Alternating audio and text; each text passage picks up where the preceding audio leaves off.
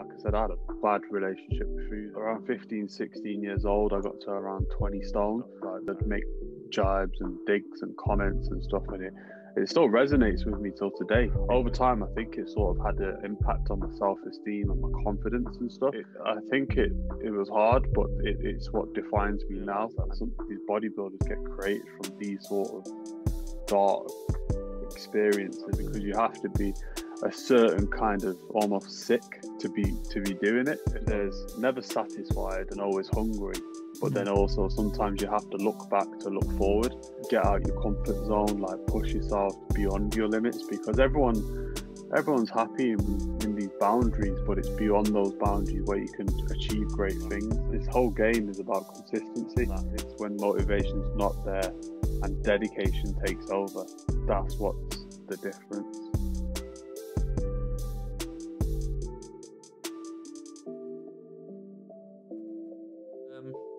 My guest today is a bodybuilder from Manchester. He is known online as Lion Flex.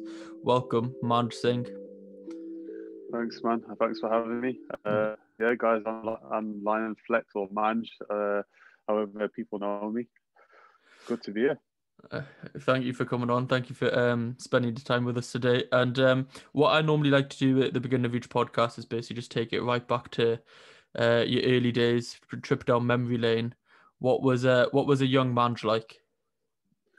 So young Manj was very food focused, very kind of brought up in an Indian Sikh family where, you know, if you were skinny, you're not healthy, so you need to eat, and you always got to finish your food. And you know, if the Granthi or the Gurdwara gives you 3 rotiya, you gotta eat those 3 rotiya. So that's how we, you know, we kind of came up. So early on, I was quite heavy. I was very heavy, very chubby. I was very overweight. About around 15, 16 years old, I got to around 20 stone. You know, I could fit into like a 40-inch waist. It was pretty scary. Now when you look back at it, it's dangerous. And you know, it was, I mean, like I always used to watch all the, you know, the wrestlers and all the, you know, The Rock and things like that. I used to watch this, but I didn't ever used to want to do anything and sort of thing. But I think it was around that age where it sort of just clicked for me, and I just said I need to make some sort of change. I initially didn't go straight into bodybuilding. I just sort of like crash dieted down, which wasn't healthy. I went, so I think all through that summer, you know, just from time, really, it was just like kind of it being at that weight, and obviously you get comments, whether it be from family or whether it be from people at school or something. You know, you're always going to get comments because you're overweight, you're hefty, you know, you're big, you don't get involved in too much sports and stuff. So over time, I think it sort of had an impact on my self-esteem and my confidence and stuff. So what I then did was, I think that summer, I just sort of didn't really eat. Like, I just sort of would go to school and stuff. I'd come back and I'd just have one meal in the whole day. Rather than taking the bus, I'd just walk, and it was like 5 miles to get home. And then I think I just went down to like 11 stone that year, which was drastically, scarily thin. And then I got the comments that like, oh, are you ill? Is something wrong? Sort of thing. So that's how I, you know, and then it was kind of like I went from that extreme to that extreme. And then moving on, I sort of just slowly, that's you know, when I went into university and stuff, and that's where I started to look into things like gym and stuff. But early life, so I think it was hard, but it's what defines me now. And sometimes when I struggle now, I'll look back over those times, and I remind myself that, you know, like that's where I've come from. Yeah, I think people will see similarities in your story. Just as you said, like a lot of upper households, when you're growing up, it is very much food orientated, like the respect of food sort of thing. Like as we see with the farming situation in India at the moment as well, like we do hold it in high esteem because of the work that goes into it. Exactly. And I was the same. Like I was exactly the same. Like basically growing up was a bit chubby just because all the time you're just getting force-fed food, especially when you have like older siblings, because there might be a 5-6 year age gap, but I'm expected to have the same amount of food on my plate same, as yeah. someone older. And any occasions or anything that something happens, you got to eat, this, and you got to eat, everything is all literally, it's all food. And I think, especially even now, like during lockdown, you notice that, like, how many people were sort of like lost without food places because the restaurants are closed. So like, I'm in Manchester now and we're in tier 3. Yeah, There's no restaurants, so, there's only takeout places, and that's where you sort of have to see. And it's taken time. Don't get me wrong. Like I said, I had a bad relationship with food, and even sometimes now, you know, you can sort of binge and stuff, but there's you got to develop that relationship with food, really. yeah, 100%. What like I was actually surprised that you said 20 stone there, because I've seen a few of the pictures that like you've posted on like social media and on your YouTube when you did your cutting down my story, I think the title of the video was, and Yeah, you didn't seem that large there. Like 20 stone is, for how old were yeah. you around that age? So I was about 16. About 16, it was. Now the thing is, the pictures that I've got that I sort of use as my before, if you like, or from before, they're the ones that I've been taken. Whereas I think when I got to my heaviest, I just didn't come Yeah, in front of the camera. yeah, Now I wish I did, for obvious reasons. But at the time, you look like that, you don't want to come near a camera. But like, yeah, it wasn't nice. I mean, I was very heavy. I just wasn't comfortable. Um, I wouldn't get changed in front of people, or things like that. It just knocks you down. But yeah, I was around 16 at that weight. and then there was just one day where like you noticed it yourself and you just want to flip the switch, but obviously I think, you weren't educated enough to do it in the correct way. You just did it in a crash diet sort of way. yeah, I think I noticed it. Like, I think I'd always noticed it. Like over time when you'd get, even cousins, even family, aunties and stuff, like they'd make jibes and digs and comments and stuff, and it still resonates with me till today, because that's, at the end of the day, that's what's ignited the fire here. And Yeah, that fire in the belly, that's what's never been put out. And obviously sometimes, like, a lot of people don't realize that these bodybuilders get created from these sort of dark experiences, and kind of, it defines you, because mhm. you have to be a certain kind of almost sick to be doing it, if that makes Yeah, sense. Like, you want to get up, you want to go on the machine, you want cardio, you want to eat the same 6 meals every single day, whether you're hungry, whether you're not, whether it's your birthday or whatever, you want to eat that, and then you want to train like an animal for a few hours, and it's a lifestyle. It takes over your life. mhm. um but yeah, like, it that's, yeah. Yeah, it creates like an obsession because you don't want to be your former self sort of thing. You just want to prove everybody wrong. It is weird though, because like you said, when you got skinny, then they're saying, "Oh, you're ill," but when you're a bit chubby, then they're like, "You're too big." I don't Yeah, think there's ever like a perfect sort of weight. that, exactly, that's it. It's just like there's always a comment here, and I think I needed to learn that.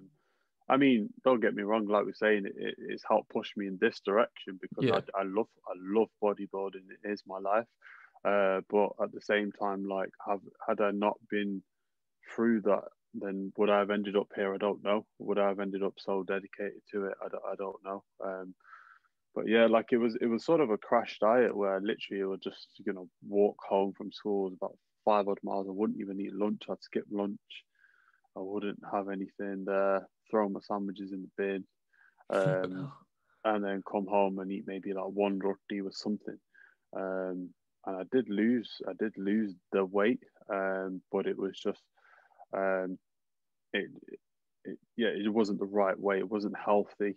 Yeah, And like I said, like, my face sunk in. I went to 11 stone then, so you can imagine some, that kind of, nine yeah, stone difference is a lot. Like that's some yeah, people's weight. Do you know what I mean? Like that's an actual person.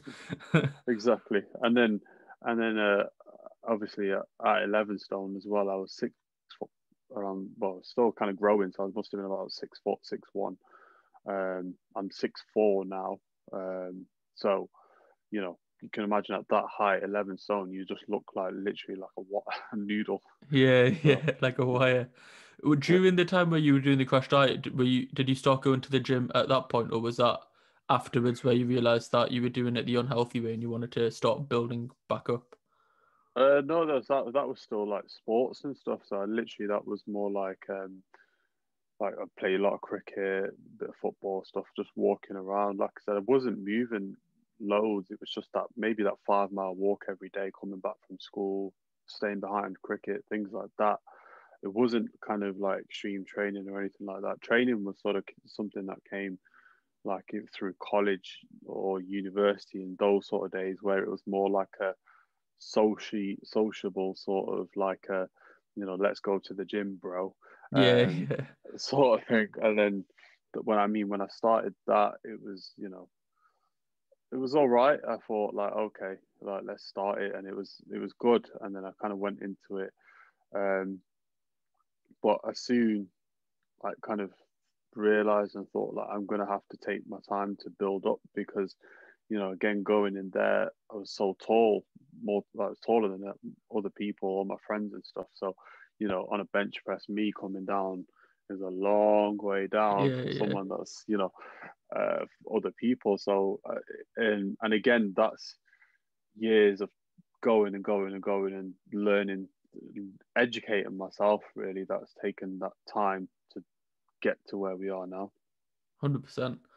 And during the video that you put out, the Mouse story, during that time, you sort of expressed like, obviously in them days, I don't, even though it wasn't too long ago, I don't think mental health issues were like talked about at all. Do you know what I mean? Like they're barely talked about in men now, but Yeah. at least there's conversation sort of starting. But you were quite aware that you did have sort of like mental health problems because of your weight, sort of like depression Um, and things that you were talking about. yeah, I think I think you've hit the hammer on the nail in the sense of saying it wasn't a thing. Then you just sort of, if someone was ever down, you slap them and they'll fix up. Yeah, yeah, That it was almost that sort of era. Like, and then whereas when you look back now, and sometimes I think like, I'll the way I'll be crazy over like my meal prep now, and I'll be so meticulous, and I just feel like yeah that stemmed from that experience. So yeah, those mental health problems, they're early on. They've distilled, and even like you say, in like all the people that made those comments and stuff, that lives with you mentally, and it has a long-term mental effect. Now obviously it's positive in the sense where yes, I acted on it in a positive way, and mm, I try and do positive things with that, with that negativity. But then there's certain people, and this is what people need to understand: there's certain people that don't take that negativity and turn it into a positive. For them, it just flattens them, yeah, and you can crush someone. All this like fat shaming or whatever it's called nowadays. It's the people's comments will have an positive or negative effect on their mindset, and that person might not always show it, because I didn't always show a reaction or a response. I'm even today, like a lot of my thoughts and emotions I keep to myself, and I'm locked up.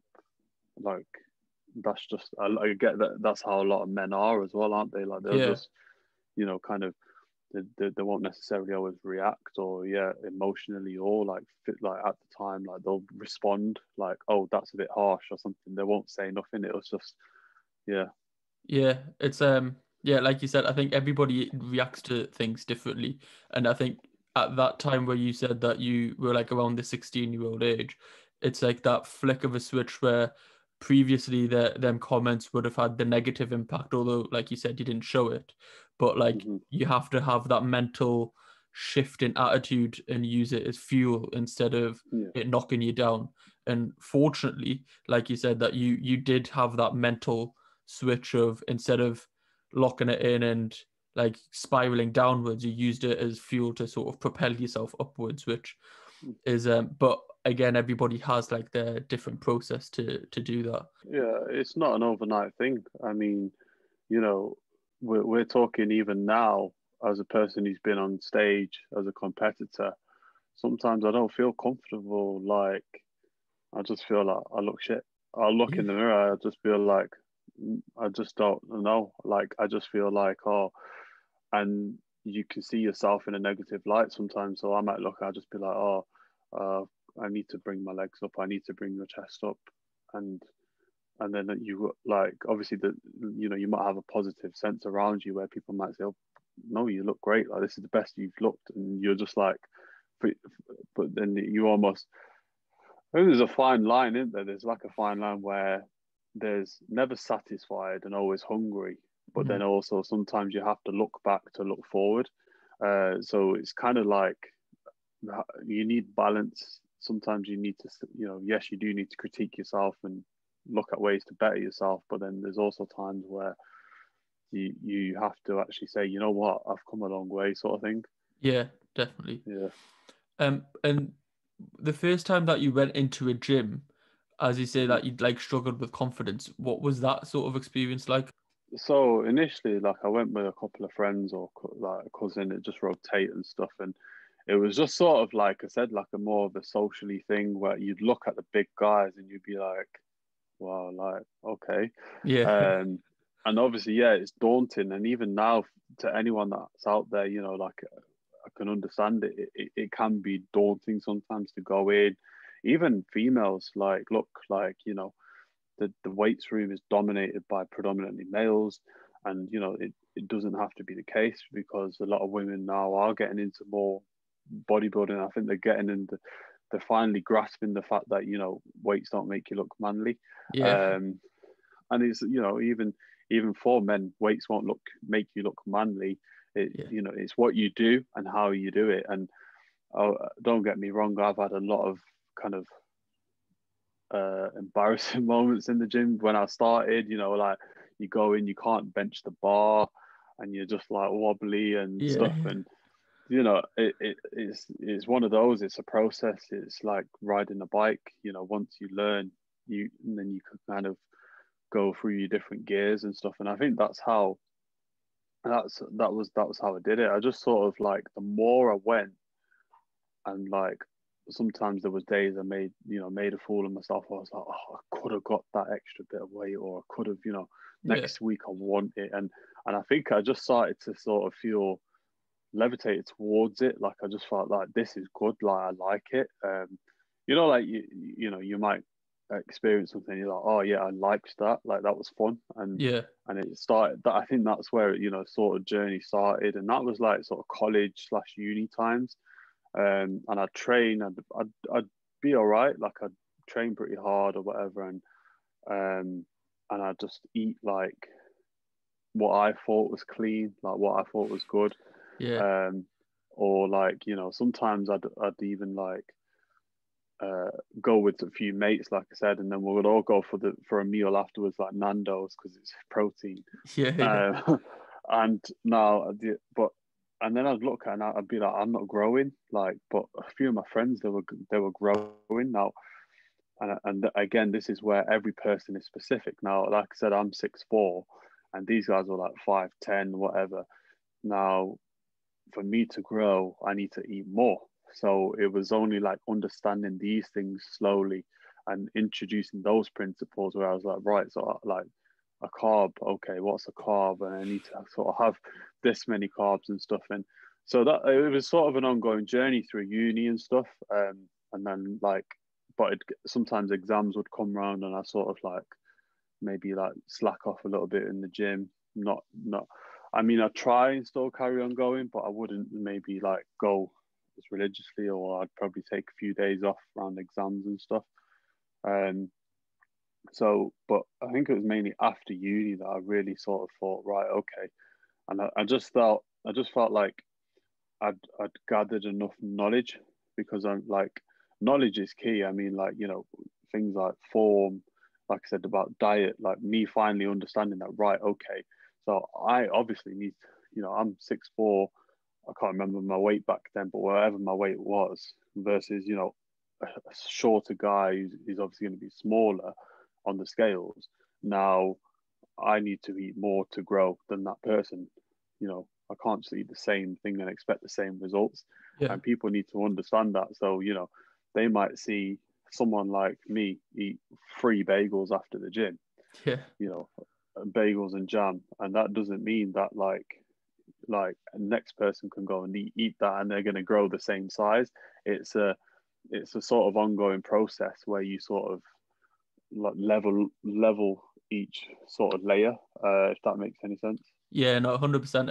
It makes a lot of sense. Like, again, similarly for me, I think I was quite lucky. So when I went into the gym, one of the lads from school, uh, he's went on to become like a personal trainer. He'd already caught the bug before I'd even taken my first step in. He was like so accommodating. We ended up training, and he essentially used me as like a guinea pig, Yeah. for his like personal training sort of experience, which was fine because I ended up benefiting.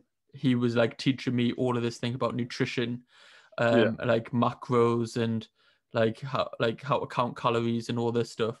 Whereas I was Hmm. oblivious to the fact beforehand. But before then, I did exactly the same. Whereas like I just ate as what I thought was clean. So I came home and said I have a roti. I would chuck like a chicken fillet into one of them George Gorman grills. Yeah. No seasoning, no nothing. Have some Yeah. boiled vegetables or boiled rice. It was the blandest thing ever. But then Hmm. holly over time, sort of You learning, learn. adding things, and just getting more like I still do it now. There's still things like where I'm still continuously learning. I don't think it ever stops. Yeah, and that's it. Like even now, you still get these little fad things where people think, "Oh, should I be adding salt to my meals?" And it's like, yeah, you're not on stage in 2 days. Yeah, Salt's not gonna mess you up. Like salt in a Five Guys burger and chips. Yeah, that's a lot of salt. But salt on your meal or even like sauce, sometimes people think they're eating clean, and then you see them get a full pack of mayo and they're like, "Pfft," and yeah, it's like you could have just had something else that you probably would have preferred rather than adding all that sauce. And it's finding things and that's what I mean. Like it's building that knowledge base and sort of developing your sort of knowledge towards it, isn't it? yeah, 100%. Go, if you had to do it again from 16, not from like when you had leaned down and then started to build muscle back up. If you were still like around 20 stone and you were going into the gym for the first time, would your aim be to build muscle first or would it to be to lose your fat first? I would trim down first. I'd get to a so there's never any point building muscle on a fat basis. Right. Um, so your body is more efficient when you are leaner. So now, and you're more responsive to food. So if you change, 50 grams of carbs here or there, your body will instantly shuttle it. You know, you'll notice the difference, sort of thing. Yeah. Now, whereas if you're trying to build muscle, you can never just build muscle. Like you will always add a touch of fat. So maybe like for 70% muscle gain, you'll probably gain 20-30% of fat. That's normal. That's anyone. It's not like now. It's best to sort of bring yourself right back, as lean as you can get. Mhm. Then build muscle on that lean base. And you'll see what's there. You'll see what muscle you have, what you're working with, and then you want to go into like a lean gain, and then the way sort of like any competitive bodybuilders do it now is once they're lean, they'll just grow on a lean base and then just cut back down again, Yeah. grow again, cut back down again. It's just a kind of continuous cycle. Yeah. And I thought like so the reason I asked it is in my mind perhaps if you grew muscle mass because saying this is like a 16-year-old, so they're probably going to be high in testosterone and can be able to grow muscle quite quickly. If they grew muscle mass, it might be easier then because their metabolic rate might be higher to then lose Mhm. the weight afterwards, and obviously they could probably do it while still eating more food because they would have a faster Yeah, metabolic rate.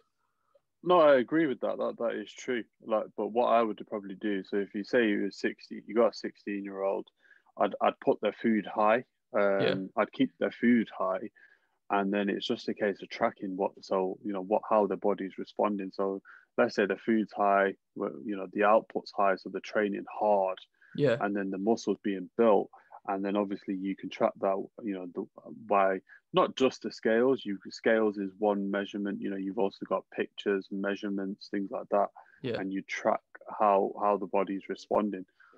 Because there's, people expect that there's just a generic rule. You know, sometimes you might have a week of bad sleep and stressful days at work, and your body just won't respond well to the yeah, changes you've made. So,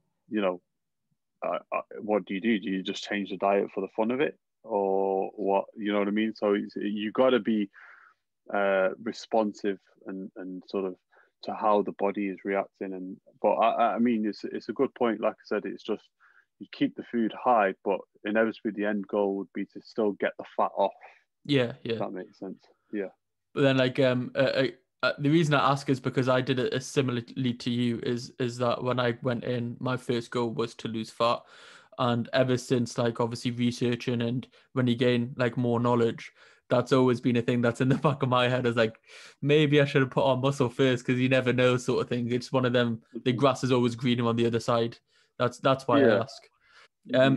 And when you did go in, did you when you started to train and you got more knowledge, did you train always for physique? Because obviously that is what you've ended up doing is becoming a bodybuilder. But was that always the goal initially to train for physique, or was it like strength based training? So initially it was just sort of following what the bros said. Yeah, What was just do this, or whatever. And then I just sort of floated from different programs. I tried like a 5x5 strength training programs because as well as wanting to look better, it's like, at that sort of age, 20, 21, you want to look good, but you want to be strong too and stuff like that. yeah, um but like, yeah, so initially I just sort of tried different things. Some strength, like right at the start, it was kind of stupid ego lifting where I learned fast that don't try and lift what you've got no business lifting. Like, yeah, I kind of injured my shoulder. I didn't even, I wasn't able to touch any chest or shoulders for like 6 months. wow. Um, so yeah, so I learned all that quickly, the hard way, sort of thing. So like, yeah, but then I think there was a particular point where I just sort of like I started to look at people on YouTube and stuff. Like YouTube is Yeah, sort of early on though, and it was from there, like, where you understand that, like, it doesn't matter, like, necessarily matter what you lift. So if someone's got a 200 kilo bench, good for them, but if they've not got a nice chest, then yeah, you're not gonna look at them and just be like, oh wow, he's got a 200 key bench, like, to, and that's the sort of mentality that I adapted over time, that I don't really care what I lift. I train hard and I lift what I can. yeah. But my primary goal is aesthetic, aesthetic training, and like you said, training for how I look. Yeah, 100%. Because there are like that's the good thing about YouTube. Like over time as well, like the fitness influencers, I guess you could call them, were there early, and you got a lot of tips. Like I remember when I went into the gym, I'm not sure if you know Christian Guzman.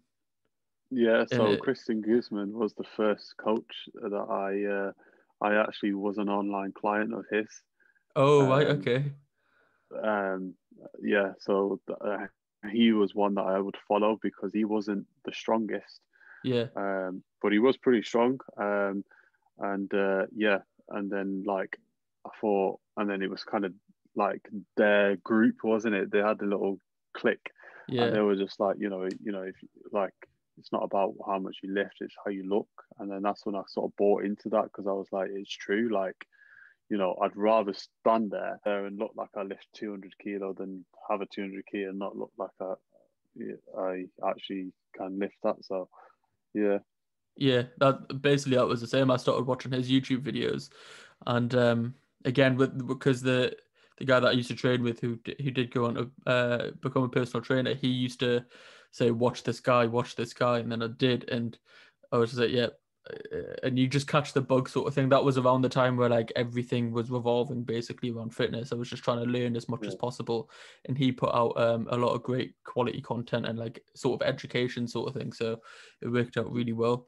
And then so this was around 21, 22 when you ended up basically shifting to like starting to get like a good base of knowledge and starting to focus on physique. And then how long until you thought of like actually bodybuilding and competing in bodybuilding? So I trained pretty hard for about a year and stuff, and it was kind of good feedback and whatnot. Like, it was pretty positive. Everyone was like, "Oh, you're looking really great" and stuff. And then I did a cut. So I signed up with Christian Guzman, and he sort of dialed my macros. So I'd send pictures, and he'll change my macros, do my cardio, things like that. Gave me a training plan or whatever, and I just sort of got into more and more love of it. And it was around that year, like I think around 22, 23, then like, and then my mum got ill with cancer. Oh, so yeah. Yeah, and I mean, she beat it, and it was sort of inspiring for me to sort of see and like go through all that. And it was just like, if someone can do that, like, you can pretty much do anything, sort of thing. So it was just like, right, you know, like, You put it into get perspective. it gives you perspective on life, and then it's sort of the other side of it is obviously like, get out your comfort zone, like push yourself beyond your limits, because everyone's happy in these boundaries, but it's beyond those boundaries where you can achieve great things. And you know, and then it was on my mind for a while, and I thought about it, like, should I just do it, like, because obviously we'd had a rough year, like going through, like, with watching her go through therapy and stuff. And then I arranged like a meetup with one of my friends in Birmingham. I don't know if you've seen it, like the Seek Muscle. It was the first one that we did. Yeah. So that was around 4 years ago, maybe 4.5 years ago. So, and it was at Body Power, and we got all the things and like Seeks within bodybuilding and fitness to meet up. And it was the first like time anyone's ever done it. So like, got on board that project, met a lot of guys, you know, Sikhs that were in the fitness industry, that was like, that some of them competed, some of them were thinking about it, and like, it's just talking to a few of them. And I just thought, and obviously with whatever gone on that year with my mum and stuff, and I just thought on the back of it, I was just like, I'm going to do it. Yeah. So I think Body Power was like May time, and I think it was about 2 weeks later or something, I signed up with a coach from a guy from here locally that I know, a good friend of mine, and I signed up with him, and I just said, let's compete, let's do it. And I think my first show was September.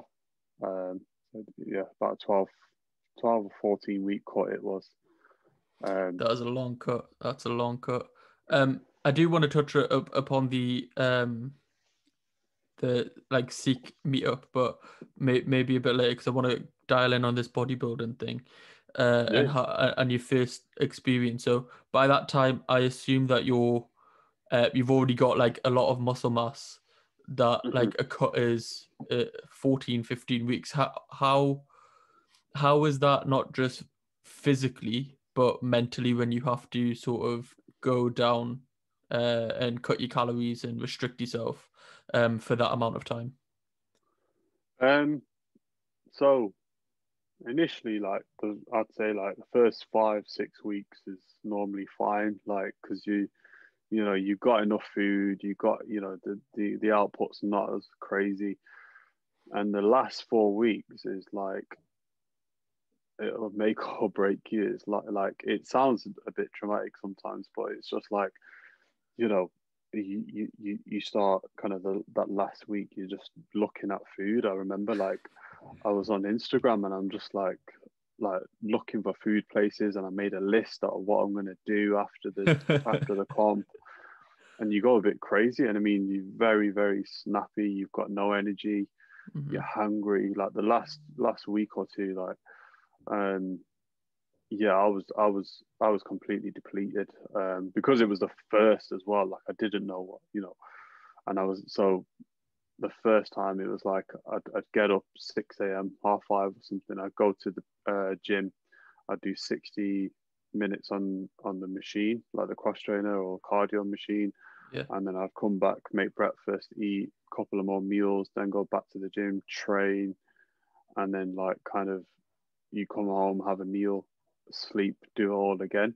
And Yeah. this was like, and towards the end, you're on like kind of crumbs of carbs, like you're on less calories than a woman.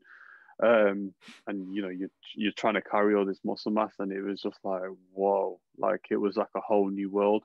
But at the same time, I'd seen myself in a light that I've never ever seen before. So I was just like, oh wow, is that me sort of thing? And like Yeah.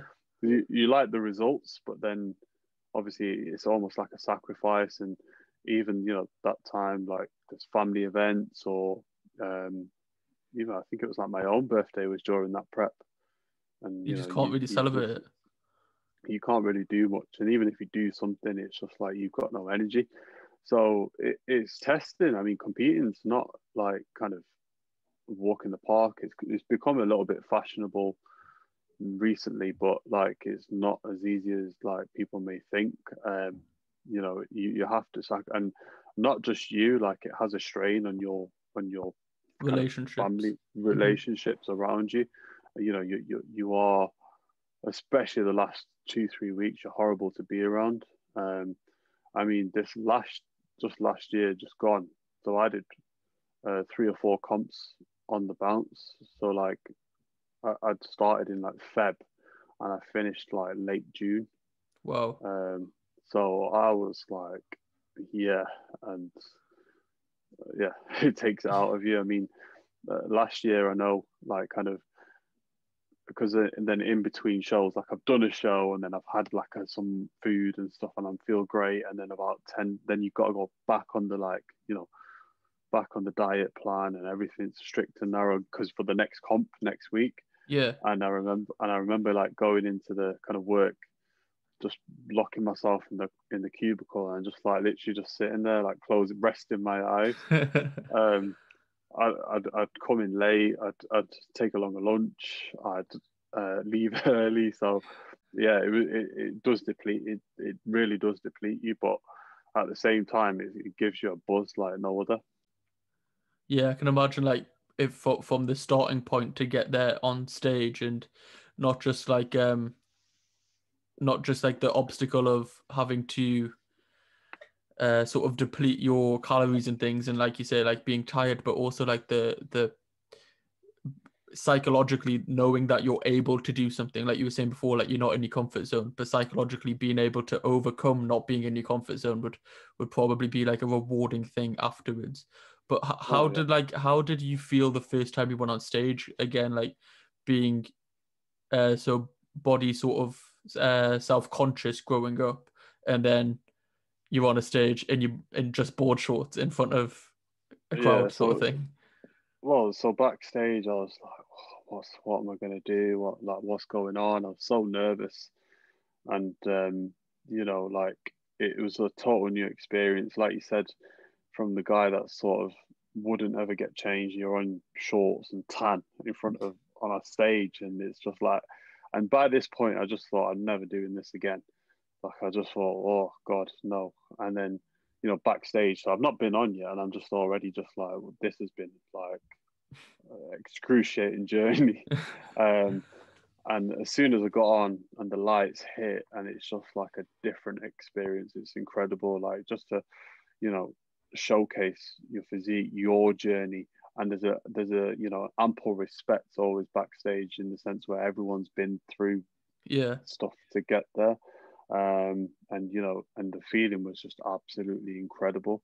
Um, uh, yeah, I couldn't even describe it, and it was only after then when I came off, I was like, definitely going to do that again. Yeah. Um, How so many people do you think, as you said, like the last like 4 or 5 weeks are the hardest, and you were saying that like it's now become a bit more fashionable in recent times. How many people do you think sign up for a bodybuilding competition, and then when it does get to them last 4 or 5 weeks, like yeah, might cut out and like dip after that hardship? yeah. I mean, I know there's a few. There's a lot of people that'll do it. There's a lot of people that'll just carry on. They'll do it, but they'll like. There's a friend of mine that was at my previous workplace, and I sort of nudged him. I was like, "Go on, just do your first show. Just do it." And he did it. And then the last 2 or 3 weeks, and like he'd like they have like little tuck shops in offices and stuff, Yeah, yeah, and he'd buy like nuts, and he'd be eating them, and I just like I would just say to him like, "What you can't eat nuts, like it's just more calories. You're not gonna eat." And then obviously, so then people like that, then they won't end up bringing their best package to the stage. yeah, Um, that's where they sort of kind of flag on the diet sort of thing. Then they can maybe like bring not their best package, if you like. I mean, there'll be definitely a lot of people that drop out as well. You know, it can get mentally really that bad. I think I had this question beforehand. I think it's probably the most important, serious question about bodybuilding that I can think of is how many times have you watched Pumping Iron? I couldn't tell you.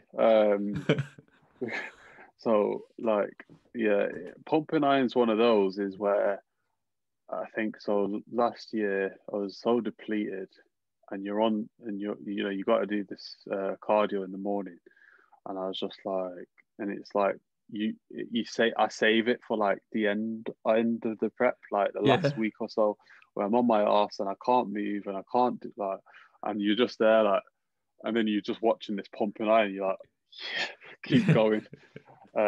So yeah, I think I had them all. I had like Generation Iron and then two, and then Yeah. yeah, yeah. Is it the Australian guy who basically looks like Arnold? I forgot his name though.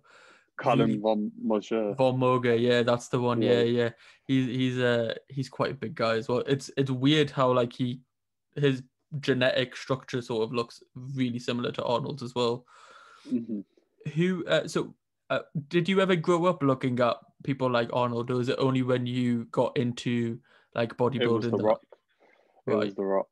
It was the Rock. Like he's just like yeah, it was just goals. Yeah. It was goals, and then it was more when I got into like bodybuilding that you look at Arnold and you're just like, yeah, he's just epic.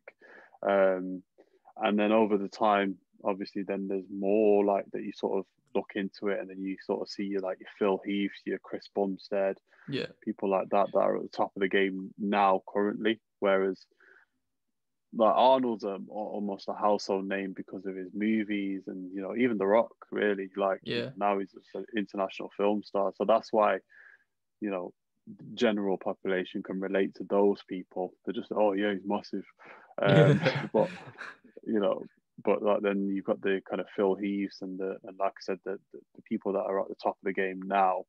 You sort of respect it. What kind of physique do you sort of prefer? Is in like if you were to have one, would you have the modern sort of Phil Heath, or would you have the old school Arnold? Because obviously, as bodybuilding's progressed through time, the levels are just continuously going up, and now obviously sometimes you hear that like the modern sort of bodybuilder is a bit too much, whereas at least Arnold he's not like is Hmm. not as cut up, maybe he's not as vascular, but he looks a bit naturally better. Yeah, so old school Arnold all day long. Yeah. Um, Now there's reason behind that as well. Like I so when I did that physique competition and then I met up, I took a bit of time off, whatever, and then like I was training and stuff, and then I met a guy. His name was Kelvin Hind. He was my coach for the past show, and he's now a classic IFBB Classic Pro. Right. He said to me, "You're doing classic, which is classic bodybuilding, which is like Arnold shape, all that sort of shape, like tiny waist, big shoulders. It's not about this big, gut and like overly big, and because the modern day bodybuilding that like you're referring to there is, like Phil Heath and stuff. They're like 5'4", 5'7" or something, Yeah. and that it would never be me. I haven't got the genetic structure for it. So at 6'4", I'm more classic frame, classic look. So like you said, like Arnie, Chris Bumstead, like people like that. That's more like where I'd want to be and where I'm aiming for. So The taller if that's guys. yeah, and that, I mean, yes, Arnie was like 6'1" or 6, I think, but that's where we made that switch even on stage. So I wasn't in board shorts, and that was a big thing for me because I was just a bit, again, I don't know if it's from the childhood that I was conscious about getting in these little red trunks, like making the switch because shorts is shorts, all right, yeah, it's just a pair of shorts on stage, Yeah. and then I was just like, right, okay, and when I went to Kelvin, he was like, no, get your legs out, you've got good legs, you got you belong better in classic, you've got a nice flow and structure to your physique, and I just said, oh, okay, are you sure? And again, I'd just be like, oh, really? Like, oh. And then I did my first show in classic, and it just felt much better. Like you said, it was that era and that sort of, when you find the category that works for you, sort of thing. Yeah. Yeah. So like the moderns, Phil Heath, in that they're not classic. They're not in the classic category. They're not classic categories. So there's different categories that you've got. So they're just Mr. Olympia. They're like literally the open bodybuilding class. Right. And they have to be mass monsters, like you said. They're so big and round and whatever. And there's almost like there's no shape and like flow to aesthetic to their physiques. Like, oh, don't get me wrong. There's like these guys are the elite on the planet. But when you look at like the likes of Arnie and stuff, that's more aesthetic to me. So what's the difference between like classic and men's physique is the one that has the board shorts that you were referring to before. So I'm guessing that's what you Yeah, did before that classic. that's the first one I ever did. Now, men's physique is the one way. So you wear the board shorts, and it's like so you there's a certain look that they want for it. So it's like pretty face, nice, a lot of guy like good haircut, blocky abs, big shoulders, very very tiny waist. So Instagram Um, model, basically. Basically, yeah, like beach model. It's almost like Right. beach sort of look because that's what you wear, beach shorts. You're Yeah. wearing board shorts. Um, Whereas and like it was a good experience for me, but because I am so tall, I just like on reflection, we felt like okay, it's probably better I like get my legs out so you can actually see a better, more of your frame. Because in those shorts, you're hiding your legs are hidden away. Yeah, yeah. So yeah. So what did they look in classic bodybuilding where you felt it like accentuated your physique a bit more like and highlighted your positives? So they look at your condition, they look at your sort of your the shape and structure of your physique. So like you like I said, shoulders, smaller waist, you got big legs, and then obviously the condition that you bring on the day. You also have with class that you have a minute, so you perform a routine, Right, yeah, um, okay. and yeah, so you perform a routine where you just literally it's just you and 1 minute on stage, and you have to perform a solo routine, and yeah, and mine was Mariah Carey Hero again, just because it's like that like what's that uplifting sort of Yeah. like just yeah and you know that's pretty much why I sort of started all this that YouTube and Instagram and all of it is just more so just to show the average person now, whether it be that fat kid that was me, all them years ago, or someone just sat there at home and whatever. It's just to show that you can do it, that it's an empowering sort of thing. Like it's not, people shouldn't think, oh, I can't do that, because when you looked at me back then, all them years ago, you would have never have thought that, oh yeah, he'll be competitive bodybuilder on a stage, Mm-hmm. So yeah, that basically.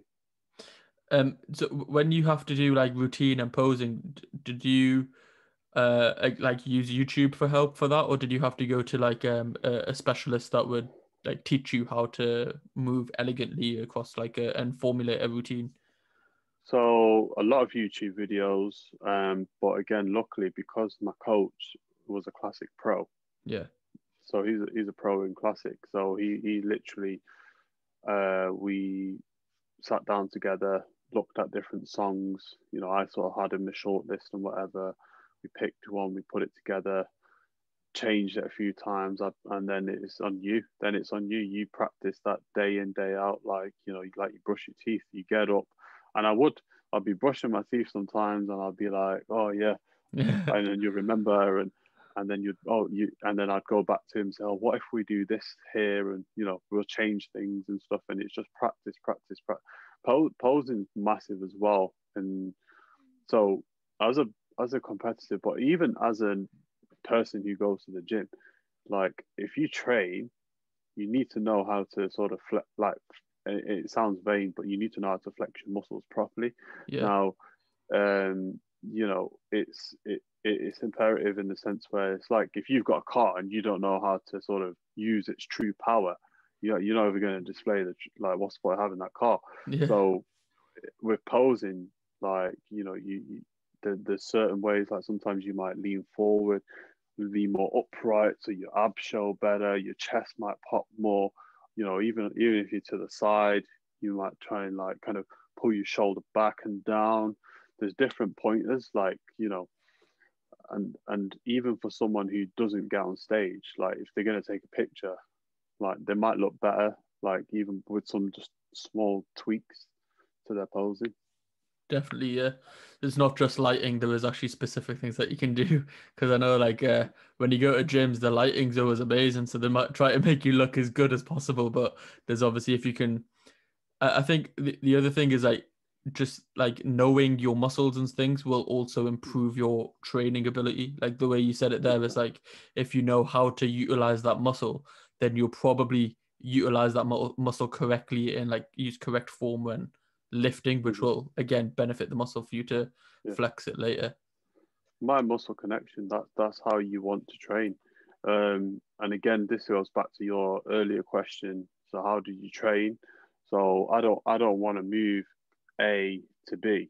A to B, like it's just lifting it up. Like Yeah. you want to lift something. So if I'm pushing on my chest, I need to make sure I'm feel yeah, that's my chest. Yeah. Whereas you'll see powerlifters that load the bar up, and it's impressive. It's sick. You might even like if it's happening in the gym, you might just look over there like, oh, okay, that's pretty impressive. There's a lot of weight, but they're just literally, they don't care if the chest is activated. There's just boom, and that's it. And Yeah. Yeah. whereas for if you're a bodybuilder or even someone that wants to look better, it's getting that mind muscle connection. Um, Do you think that's Sometimes safer as well? Because you're probably less injury prone than a power lifter because of that. 100%, 100%. You should only ever build the weight up once you're got comfortable with the form and the weight and and the sort of technique. Once you've nailed your technique, that's when you should, and even then, like you should aim to sort of add in increments and Mm-hmm. sort of sometimes people try and add weight too fast, and it might just be a case of right, you got 10 last week, try 12. Yeah. You know, when you get 12 or something, then yeah, like okay, let's add a 2.5 or let's add a 5. See how you get on with those. Yeah. Um, that again, that is definitely like golden rule. Like technique is everything. Like you're so it's creating that muscle stimulus. So if, like you say, if we're moving weight from A to B, it's not gonna you're just basically straining all your other muscles, but working that one. Yeah. Whereas if you actually, squeeze, and that's why you even have isolation exercises. So, for example, if you're training chest, you have flies to make sure you isolate the muscle and you actually squeeze. But then you see some guys, trying to do flies with like 40, 50 kilos, and you can just tell they're just literally swinging it about. Yeah. I think there's plenty of gym fail videos out there where you just see the most random movements. I remember there was a really skinny guy that used to go to the first gym that I went to, and by that point I already knew what like correct form was, luckily, because otherwise I probably would have copied him, because he was really skinny, but he had like, I think, over 100, maybe 120 kg on the bar on an incline. And it was like it wasn't like a bench just like that you could move around. It was like a specific incline machine, and so it had like where you could put your feet and all of that stuff. So he was like in a set position, but he was basically had the bar up and essentially hip thrusting his weight. Like, do you know what I mean? Like there was so much gap between the actual bench and his bum. He was just like hip thrusting this like this bar like up by like mere inches, and I was like, And what's the point? The worst thing is he could snap his neck, he could break his back, he could twist his hip, lower back, something spinal, and then he will never lift again. So yeah. And that's the thing. Like, don't get me wrong. Like, push yourself to your limits. Like, push yourself beyond your limits. But like, obviously, where it's safe to do so. So my limit might be different to your limit. Your limit might be different to someone else's. So I'm really I'm confident and comfortable with this exercise. So I should maybe do it like this, or or maybe I actually struggle with this, and like I feel like my back isn't feel safe on this exercise. So and that's why there's so many exercises. It's like when people ask me, "Oh, what do you bench?" I don't bench press at all. I don't even bench press. I use dumbbells. I use the machines. For me, it's always like, because I got the question a few years ago, like 2-3 years ago, and I just like I literally don't barbell bench press. Is that because of your shoulder as well? Because you said you had a shoulder injury. Because when I had my shoulder injury, I went to dumbbells at the same time. That was the initial thing, but then because again 6'4" and my arms, and I just get better contraction, and I just got really good and really strong at dumbbell pressing. I mean, I've been up to like 65s on incline dumbbell, and I know that I'm like confident and strong on that exercise, and I know how to recruit my chest, and I'm not just like breaking my back. So again, it's just like, that whole question, like we're saying, how much do you bench? Like, some people don't even do it. So like, people get too caught up in the numbers, or they'll like look at your chest and go, "Oh yeah, what are you doing?" And it's just like, I'll tell you what I'm doing. If you go and try that, you're not going to get the same results overnight. And people think, "Oh, it's you've got to put in the graft." This whole game is about consistency. You wake up every day, you do your cardio, you eat your meals, you do your training. That's ticking the boxes daily over years, and that's when you'll see true change. Don't get me wrong, some people might have slightly better genetics and they might do things slightly quicker, but it's only ever gonna, hard work beats talent. Like you see it in sports and things all the time.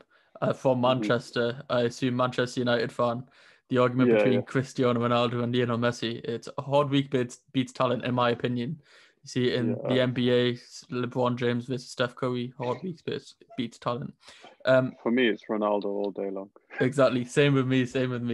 That's why I say hard work beats talent, because you can have the most talented, genetically gifted person, but if they're not going to have the consistency like you said that you do, then they're not going to reach the heights. Do you know what I mean?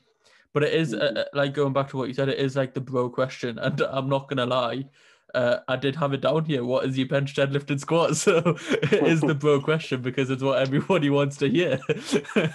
But we'll skip past that and go on to the topic that you mentioned earlier, which was that you had the sort of Sikh muscle connection at Body Power a few years back, and I seen that was on your YouTube. I'm not sure if that was the first one, the Iron and Brothers documentary. Brothers in Iron, yeah, Yeah, Brothers in Iron. Sorry, wrong way around. So is that basically how it started? It's just you contacted all the like basically Sikh fitness individuals that you knew, and then got everybody together like that. That was it. It was just like, oh, let's meet up with us at the gym. One of my mates that he sort of knew some other people, so I sort of reached out to him. See, unfortunately, it's a little bit disappointing sometimes up north around like Manchester. There's not many people within this sort of bodybuilding fitness game. It seems to be a lot more popular around the Midlands, like with Sikhs. Mm-hmm. And even London, they do have their own sort of clique. So yeah, it's a little bit sometimes like kind of disappointing. Like you'd like to see more of our people, like because like it's about staying in touch with that whole our heritage is our line is from warriors. You know what I mean? Like that's our ancestry. We were warriors, we were kings, and that's what I feel like people just need to reconnect in those sort of areas because I don't know if they become lazy or I know there's a lot of stigma around kind of us like Sikhs around getting the sesh and all that and stuff like that, but I just feel like the focus, there's a lot of people like who have become victims to the sesh, and as a consequence they've got liver problems, health problems, and it's dangerous for them because seeing that, and then there's all this drinking and alcohol and whatever and binging and stuff. It's just not that healthy. I mean, I think, and that's not to say people need to sort of get on stage in trunks and stuff and that, because that's what it's not for everyone really, is it? So, but I feel like just general positivity and getting in touch more so with the health is positive. Definitely, I couldn't agree more. I feel like the positive thing that's came out of like platforms like Instagram and other social media is that you have the Sikh Fitness Fit pages. I see you tag Fitness Forge as well quite often, and like you've got these pages that promote and highlight like positive physical activity in the Indian community. Because I don't know what your take is on this, but I feel like it is encouraged to go out there and be healthy, but sometimes it's not encouraged to put yourself out there and promote it.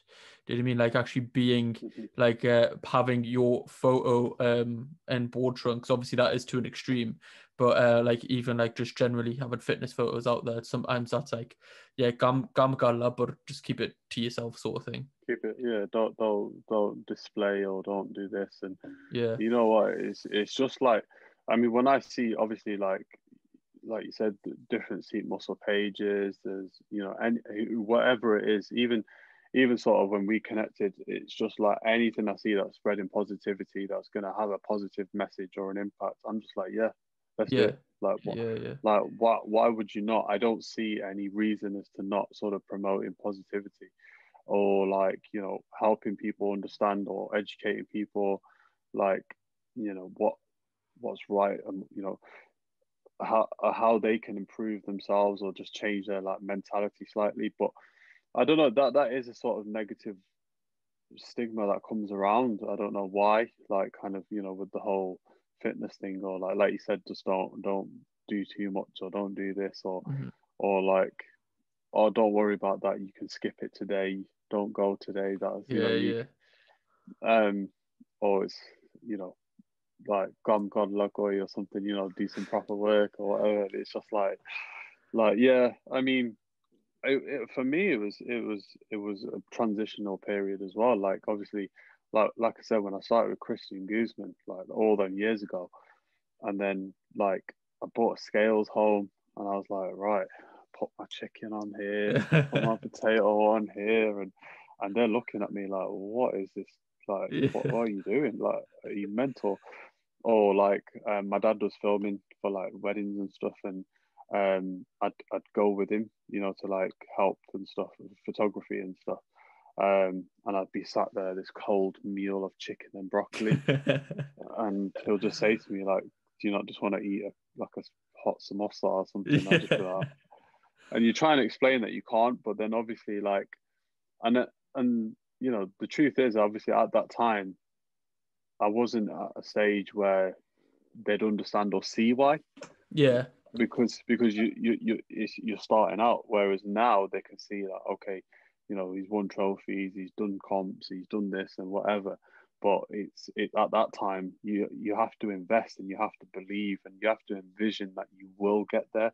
um and it was ridiculed initially, like even by external family, like, "Oh, why are you weighing your food? Are you stupid?" and all this stuff. But it'll change. I think obviously over time things are changing, like in terms of people are taking a bit more of a handle on the health and stuff. But yeah. Definitely. I feel like, yeah, I can again relate. Again, I feel like this year as well, especially, people will be taking, hopefully, will be thinking more like health consciously, because obviously, with COVID and things. But Mhm. going back to the Sikh event that you put on, is that some that was that a one off? Because I only seen the Brothers in Iron documentary. Has that been a reoccurring thing? So that was 4 years ago we did that, and it was great. It was like we were all just buzzing off it. Then we all sort of ventured off, did like sort of just carried on, sort of progressing ourselves and stuff. And we did it this year in October. Um, Okay. and that was this time we had around 65 people like show up, and it was a huge success. Like, I've not put it on my YouTube, it's on Instagram, like IGTV. Right. um and and again, these events aren't like, this time it wasn't an event just for like people who have competed or who are thinking about it. It's just Sikh people who love fitness, love bodybuilding, love training. It doesn't have to be bodybuilding. They could love calisthenics. They could love, like, running, sprinting, whatever. It's just getting Sikh people together, like-minded, because that energy drives energy. And those positive vibes. And after the shit year that everyone's had and been through, and we've all had to struggle, like, to even stay at the level that we're at. So, like, Yeah. the first lockdown, I was just like, what do I do? You know, um, and then like, so to have that sort of energy and vibe at that sort of event, it was just really, really uplifting. Yeah, that's good, because I wasn't sure if it was a one-off, but if it is a continuous theme, then that is Mhm. a really good thing for No, we want the to keep future. doing it. Like I said, that was the second one that we've done. It was in October, just gone, and the feedback is just awesome. So we'll look to do something maybe 21. Again, Yeah, definitely, hopefully I can come down to that one as well if all this COVID definitely, restrictions and all that is over. yeah. um, and as I say, what I like to do at the end is just some quick fire questions. Although I still need to figure out a new name for them because they are a bit too deep to be quick fire. If that's okay with you, we'll jump straight in. And the first one is, what are you most proud of? Oh, so not in just bodybuilding, or If you want, you can have a bodybuilding answer and a non-bodybuilding answer, or just whatever comes to mind. I think just sometimes, like being able to have a positive impact on certain people, where they're just like, "Do you know what, that's inspiring." I think that that's something to be proud of, because I know how hard I've worked to be here. Mm. And and my mentality is to keep getting better and just keep doing more. And where I can help people, that's what it's about, rather than you know yeah. I think that's Wicked. What are you most looking forward to? um well, getting back on stage hopefully next year. This year obviously it wasn't really possible. Hopefully getting back on stage next year. Having everyone there to support me, not have an empty arena because of Yeah. COVID. But No, that yeah, I'm looking forward to that. And it should be fun, like to have my wife, the whole family there, just to support. What is your biggest motivation? Um, so like I said, I'd probably say like my family, my wife, they all push me like and like give you that encouragement. Um, motivation from myself is obviously I look back at those pictures sometimes and I'm just like, oh God, oh wow. Yeah, you're just like, yeah, and then I'll always look at people like we said, The Rock, Arnold, people like that, just to, really, really drive you. And sometimes, like you said, Generation Nine, you're in a dark place sometimes, and you just need that kick, and that's it. Motivation's just one of those things though, where even when it's not there, you've got to work because Yeah. motivation does fade. So those people that start out and they do the little 2 week, like, oh, I'm going to the gym, it needs to be beyond that. It's when motivation's not there and dedication takes over. That's what's the difference. I like that answer. I haven't had that so far, so yeah, I couldn't agree more. And the last two is, what is your definition of success? To be better than yesterday. Continuous improvement. I like it. And the last one, because it is the CultureCast podcast, how has your culture affected you thus far on your journey? Um, so it's been harder in certain aspects, um, but it's also been a blessing to fly the flag for, Sikh, step on stage in the bog, represent, and because we are a culture, we are a smaller community, you get to talk to people and sort of, have a bigger impact on them, which is a blessing. Like yeah, help people in that way. Definitely. Couldn't agree more. Um, Again, I will leave all of Mandra's socials in the description. His Instagram, Facebook, Twitter, and YouTube will all be down below. Is there anything else that you would like to plug before we finish? Not plug, just don't be shy. Make that step. You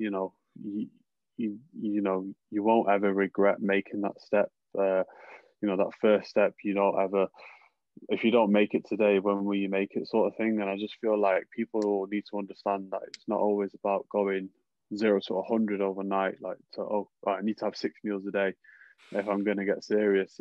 Make small changes. It doesn't, have if you don't have any water, go from having 0 to about 3 liters or 4 liters of water.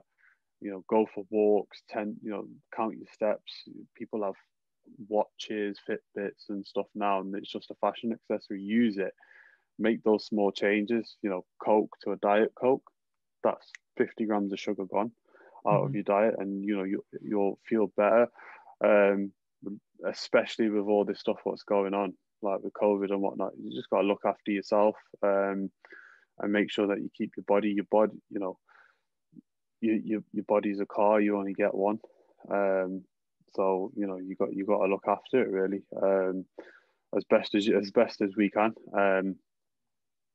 So yeah, I mean, all I'd say is just to remember that like anything that you want to do is easily achievable. And for me, being that fat kid, growing up, being getting the remarks from all family and whatever, and then you grow up and those same family come back and ask you for meal plans and training plans and diet plans, and it's just like, okay, you know it's one of those. So like, if I can make it to stage, anyone sort of can. So just, yeah, just empower yourself and like, do it for you. Yeah, just start basically is the main message. Just start, even if it's a smaller step, it will Mhm. lead to bigger steps later. So just start. Yeah, couldn't